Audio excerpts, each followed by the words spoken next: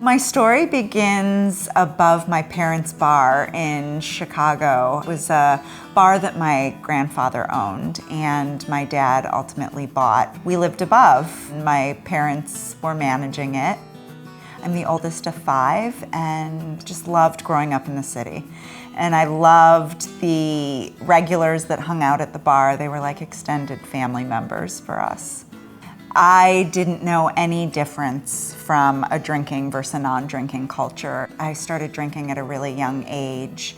At the age of 12, I had my first drink, which ultimately ended up in a blackout. And it was just my norm. I remember drinking out of a Solo cup at a party with older boys, and the music was blaring and the alcohol flowed, and I immediately felt a shift in the way that I was feeling. I was calmer, I was more confident, and ultimately ended up drinking too much and passing out. Alcohol really gave me permission to not feel so responsible and to be perfectionistic and overachieving. I refer to it as like the Kelley drinking or the not Kelley drinking, or the good Kelley and the bad Kelley. Once I made the decision to have a drink, I was off to the races and I didn't have a care in the world.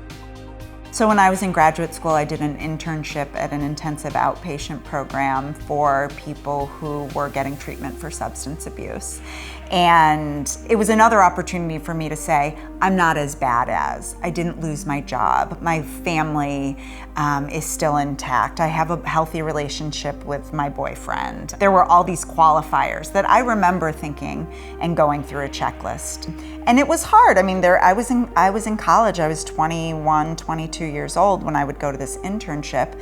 And there were days that I would go to the internship hungover, and I felt like a hypocrite. At that point, I didn't think I had a problem. Again, it was normalized because I was binge drinking in college and everybody was drinking like that as well.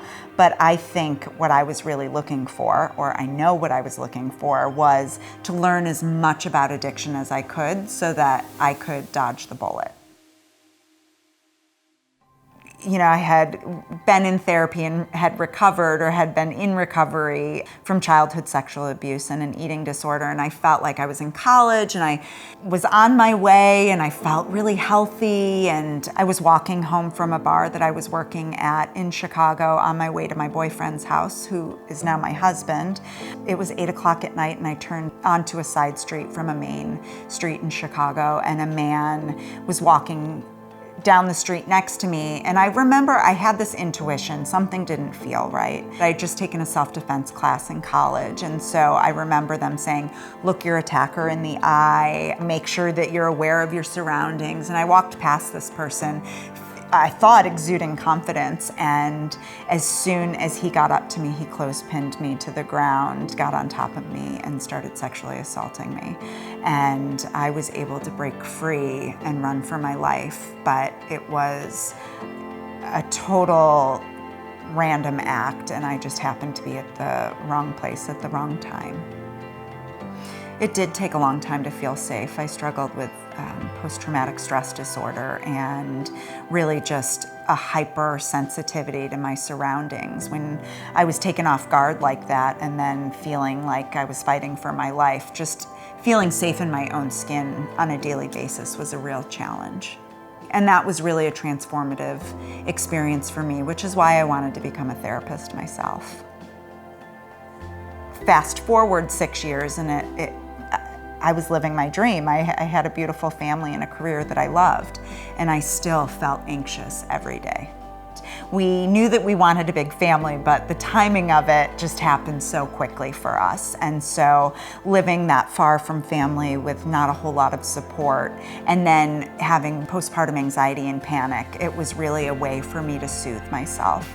It gave me something to look forward to when I would come home from work to take the edge off, and found myself just habitually drinking. Not over drinking at that point, but it was a habit, and it was something that I really looked to the clock to say, okay, now it's time. I can have my glass of wine to unwind for the day, like I had earned it.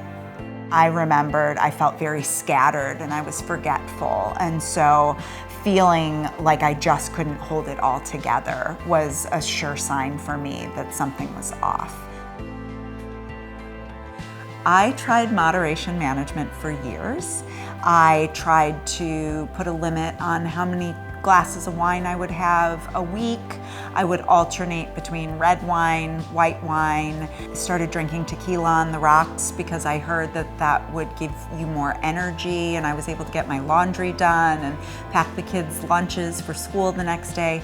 I tried everything, and there were certainly times where I was successful, where I could just have 2 glasses of wine and be done for the night. But the issue with it was so unpredictable. I wasn't sure how much I would drink or how it would affect me.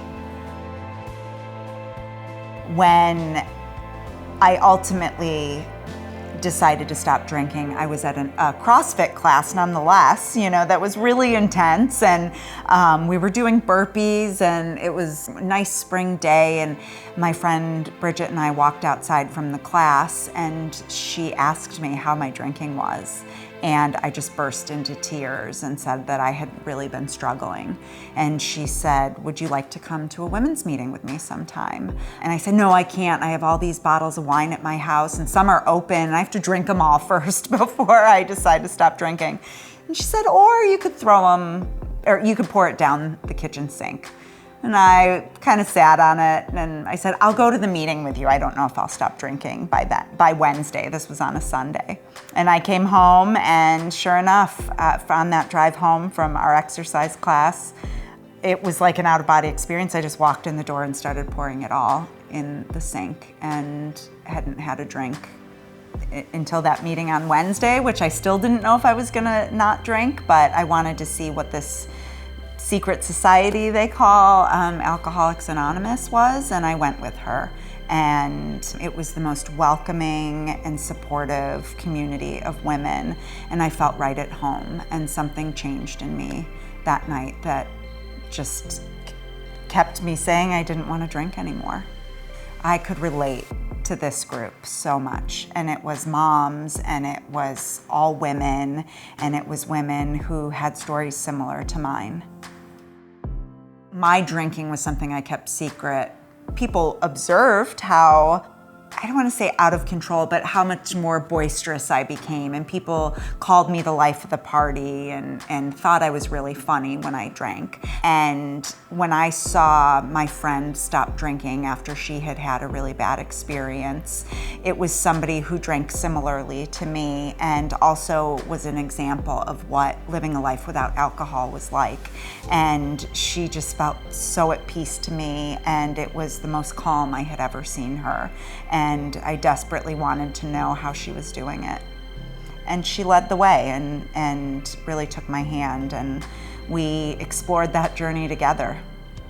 Women are drinking more and at faster rates, and it's catching up to them a lot quicker because we are managing so many things. We are managing households and careers, and being the primary caretaker and maybe the primary financial provider, that a lot of times it just feels too much. And so we turn to alcohol as a real quick fix to be able to self-soothe. It's very fast acting, but it's like pouring gasoline on a fire.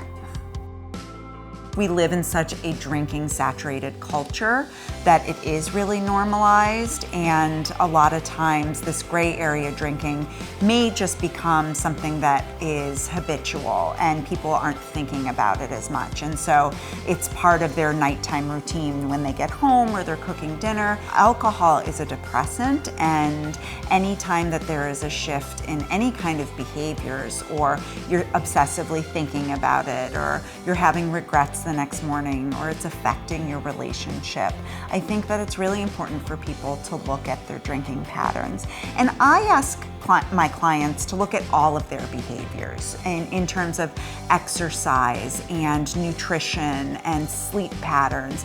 Alcohol is on that list as well, because it should not be treated any differently than anything else that we engage in. And what I think is really important to recognize is it's not, am I an alcoholic or am I not? It's, how is alcohol working in my life? And is it helping or is it hindering? And that can oftentimes be the answer right there for a lot of women.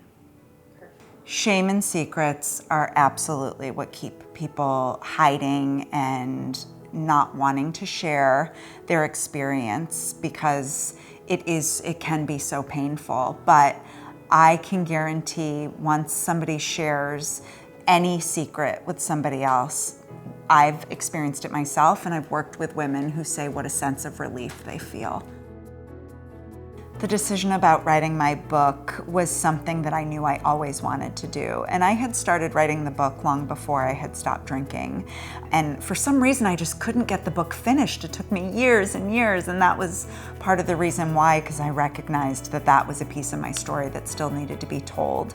But because I hid so much of what I was going through, and because it was so secretive, I found myself reading other women's stories to try to connect and to find a way to do things differently. And because it helped me, I knew that my story could also help other women. I think something that I would educate people about is not to compare yourself to other people and to really listen to that intuition, because intuitively we know the answer, and a lot of times we try to talk ourselves out of what the correct answer that we know lives inside of us because we're listening to so many other people. My 6.5 years of sobriety has been the most consistent thing I've ever done in my life. And in my toolbox, being able to practice being more kind and gentle with myself and constantly checking in. And I do that by writing down a list of things that I need to make sure that I hit on a daily basis, reaching out to somebody or spending time reflecting or connecting with my husband. I was somebody who would run from the minute I woke up to the minute my head hit the pillow. And a lot of that was just pure exhaustion and self-medicating with alcohol just to manage life. And today I'm still pretty fast-paced, but I take time to slow down and things don't bother me as much as they once did. And that in and of itself is a huge relief. I have more fun sober than I ever did drinking. I don't want to paint a false picture that initially you stop drinking and it's so amazing and you feel great. It's really hard and it's an adjustment, but I knew it was the right thing, and I have so much fun dancing. I love to dance, and I have such a good time interacting with people, where before I had a lot of social anxiety, and which was part of the reason why I drank. But now I make it a point to go up and talk to people and have authentic conversations and not feel like I'm hiding or avoiding people. The 3 best things about my life today without alcohol is that when I wake up every morning, I know that I'm doing the best job that I can and not carrying around the shame and the guilt of beating myself up, and that I get to be a present mom and a present wife. And I still have a lot of faults, but I know that I am conscious in my mind and body in the way that I show up, and that has made all the difference.